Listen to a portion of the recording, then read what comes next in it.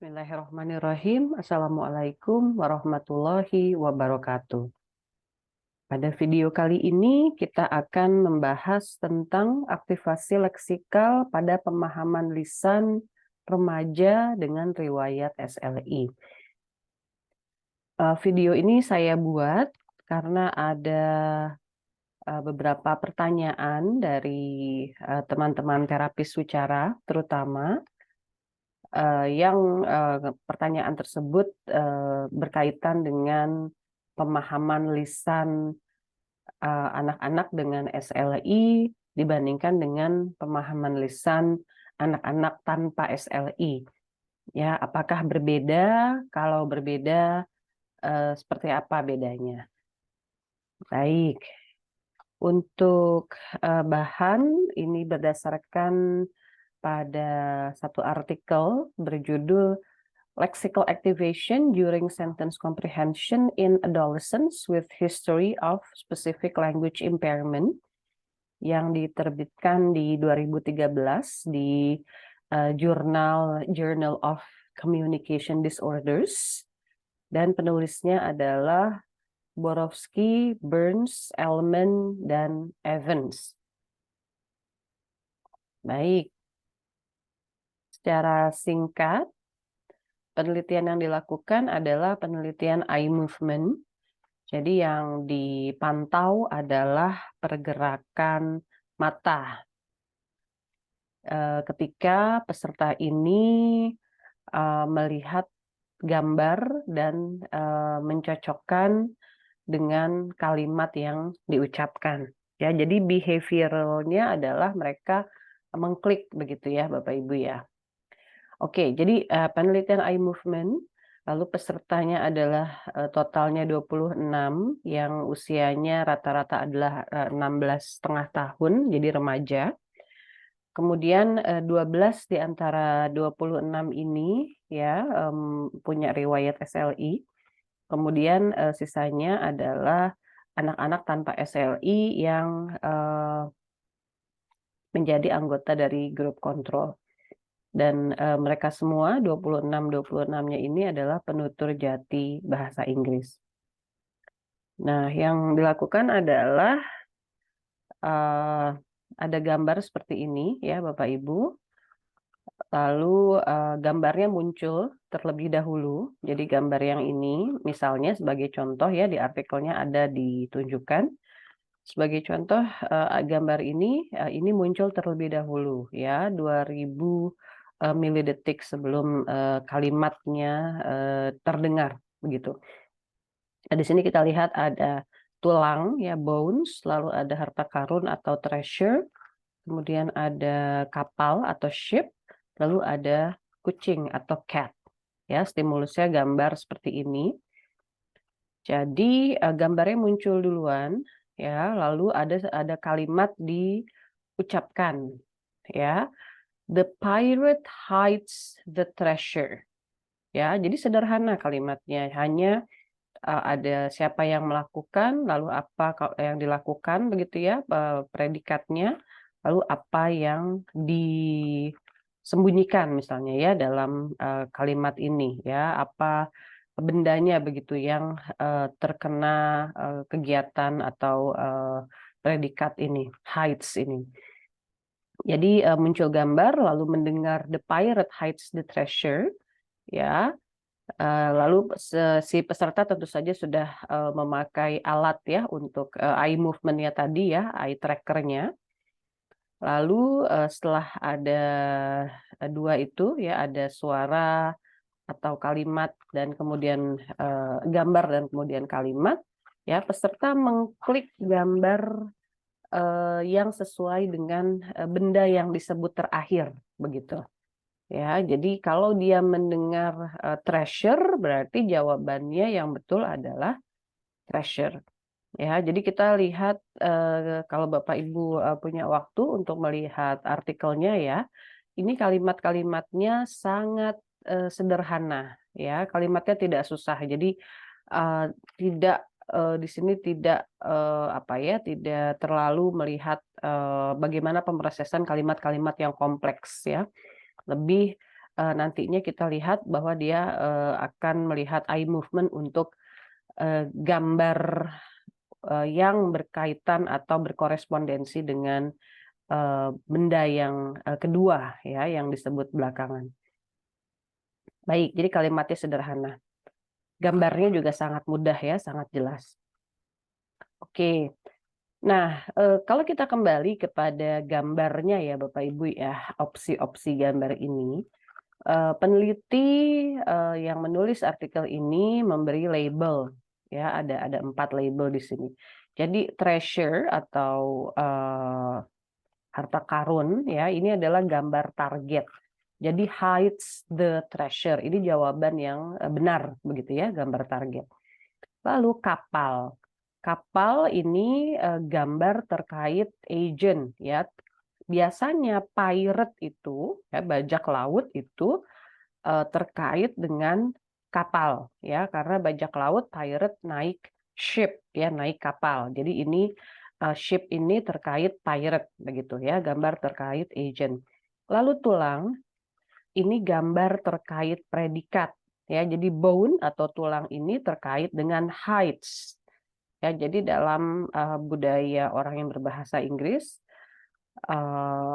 menyembunyikan apa? Menyembunyikan tulang ya, tapi agentnya biasanya tentu saja bukan pirate ya, tapi si tulang ini dia terkait predikat ya, hides apa? Hides bones. Ya, itu tulang ini sering muncul setelah hides begitu atau menyembunyikan.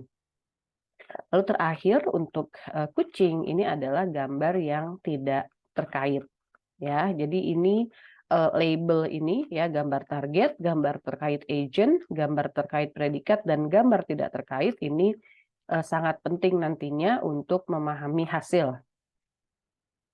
Baik. Nah, hasil ya secara singkat ya Bapak Ibu viewers semua.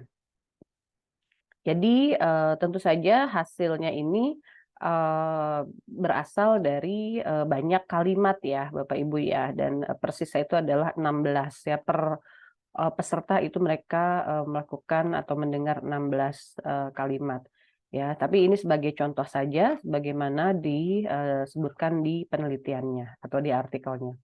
Nah, jadi hasil setelah mendengar predikat ya, misalnya hides ya, sebagai contoh hides. Peserta di grup kontrol ya, peserta tanpa SLI melihat gambar terkait predikat atau tulang selain melihat gambar target atau harta karun. Ya, jadi setelah dengar hides, tulang dilihat ya, bones dilihat, treasure juga dilihat.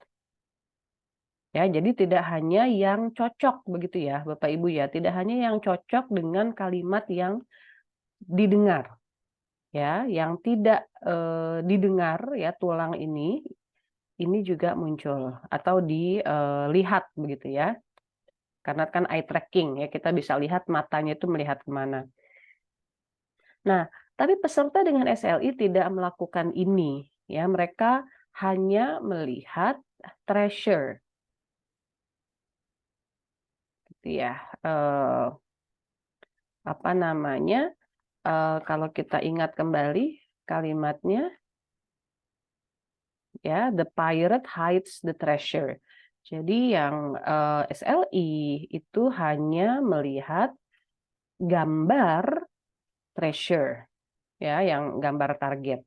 Jadi tidak sekaligus atau juga melihat tulang. Beda ya. Jadi aktivasi leksikal dalam pemahaman kalimat ya, menurut penelitian ini ada perbedaan antara peserta dengan SLI, dengan riwayat SLI atau yang tidak mempunyai riwayat SLI. Mengapa? Ya, pertanyaannya itu, mengapa? Nah, peneliti menjelaskan seperti ini, Bapak Ibu. Ya, representasi leksikal yang terdegradasi. Begitu ya. Jadi partisipan dengan SLI ini mengalami apa yang mereka sebut sebagai representasi leksikal yang terdegradasi ya, tidak kualitasnya kurang baik begitu ya, terdegradasi. Apa maksudnya? Partisipan dengan SLI mengaktifkan lebih sedikit potensi kelanjutan leksikal seiring dengan terungkapnya kalimat ya. Kata apa setelah hides? Nah, jadi kalau yang tanpa SLI mereka mengaktifkan tidak hanya treasure tapi juga bone. Untuk yang SLI mereka hanya mengaktifkan treasure setelah mendengar kata hide.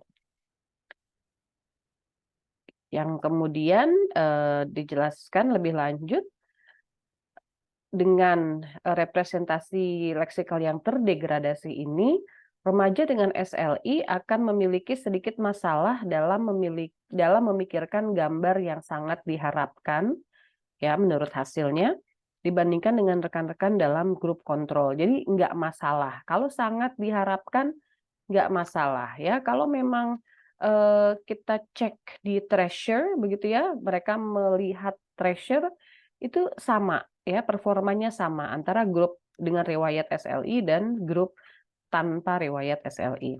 Nah, tapi perbedaannya adalah ya akan muncul dalam mengantisipasi item-item yang diharapkan lebih lemah. Ya, kenapa lebih lemah? Karena kan yang ada di kalimatnya ya yang didengar itu kan treasure ya. Jadi tulang atau bone ini kan sebetulnya tidak tidak diantisipasi atau kalaupun diantisipasi dia lebih lemah ya hanya berdasarkan pengalaman begitu. Oke, height sering muncul dengan bone. Oke, berarti saya bisa mengharapkan itu muncul, tapi kan enggak gitu ya sebetulnya ya. Nah, tapi ini ya perbedaan kelihatan ya di antara grup riwayat SLI dan grup tanpa riwayat SLI. Untuk yang melihat tulang ya yang gambar terkait predikat. Nah, jadi performa jadi maksudnya gimana nih gitu ya? Kok orang yang tanpa SLI buat apa gitu ya? Buat apa orang jelas-jelas dia dengar treasure ya, nggak dengar tulang. Kenapa tulang masih diaktifkan oleh anak atau remaja tanpa riwayat SLI? Nah, jadi sekali lagi grup penutur tanpa SLI itu terus mengaktifkan item yang mungkin konsisten secara lokal, tetapi tidak masuk akal secara global dengan pesan tingkat kalimat. Nah, global dan lokal ini maksudnya gimana? Ya, lokal itu kan tadi ya, heights itu kan dilanjutkan oleh bisa saja dilanjutkan oleh tulang ya. Jadi kaitannya hanya antara heights dengan tulang gitu. Tapi kalau kita lihat keseluruhan kalimat kan nggak gitu bunyinya ya. Jadi yang secara global beda ya. Yang secara global kalimatnya bunyinya the pirate hides the treasure gitu ya. Jadi secara global seperti apa, tapi yang secara lokal yang berbeda ternyata masih diaktifkan gitu. Kenapa? Sepertinya kok kurang efisien gitu ya.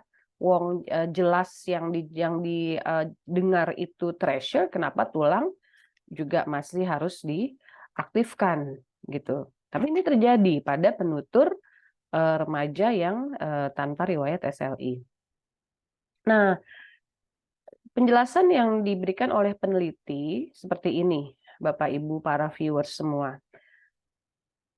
Strategi seperti ini ya yang dilakukan oleh penutur tanpa riwayat SLI memungkinkan pendengar untuk pulih dalam kondisi bising atau kondisi yang menyebabkan ucapan tidak jelas didengar atau kondisi ketika pembicara menyampaikan informasi yang tidak diharapkan. Ya, jadi misal dia nggak yakin gitu ya, hides gitu, hides lalu hides apa? gitu ya, hides treasure, hides bones, atau hides yang lain, gitu ya. Dia menyembunyikan apa? Nggak jelas karena bising. Ya, bayangkan Bapak Ibu misalnya kita bicara di pasar, ya, atau kita bicara di sebuah kita ngobrol gitu ya di sebuah ruangan yang orang ngobrol masing-masing, begitu ya, suaranya keras ya, bising. Jadi kita kurang jelas bisa mendengar orang lain ya yang sedang menyampaikan informasi kepada kita. Nah, dalam kondisi yang seperti ini, jadi orang seperti bersiap gitu ya, seperti bersiap. Oh, kalau dengar heights itu biasanya munculnya apa? Ya, jadi yang biasa muncul itu kemudian seperti sudah disiapkan gitu ya. Tapi juga sambil tetap berusaha, dan kemudian mengaktifasi kata yang betul-betul, didengar ya, treasure tadi, gitu. Jadi, siap-siap begitu ya, supaya, komunikasi tetap bisa lancar, gitu ya. Jadi, apa namanya, ada ya, aktivasi leksikal yang seperti ini yang dilakukan oleh penutur tanpa SLI. Nah, peneliti kemudian melanjutkan, pernyataannya bahwa tampaknya penutur tanpa SLI dewasa dan anak-anak menggunakan strategi jenis ini untuk menafsirkan dan memperoleh bahasa, sedangkan remaja dengan SLI tidak menggunakannya, begitu. Jadi, apa tadi, aktivasinya ternyata, berbeda. Jadi ketika, dugaannya adalah ketika muncul kondisi-kondisi yang bising ya atau kondisi-kondisi ketika pembicara menyampaikan informasi yang tidak diharapkan, ini ada kemudian perbedaan dalam performa eee, dua kelompok ini. Ya, jadi demikian Bapak Ibu, para viewers semua, penjelasan saya yang berdasarkan eee, artikel ya, sekali lagi yang ditulis oleh Borowski, Burns, Elman, dan Evans.